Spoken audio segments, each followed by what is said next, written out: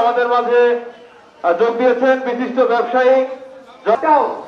এই ট্রেন না দাঁড়ানোর কারণে বিলম্বিত পথে এখন সেই যোগাযোগ ব্যবস্থার মধ্যে দিয়ে যদি এই ট্রেন দুইটা এখানে না দাঁড়ায়, যাতায়াতের যে ব্যবস্থা বন্ধ করতে বলো।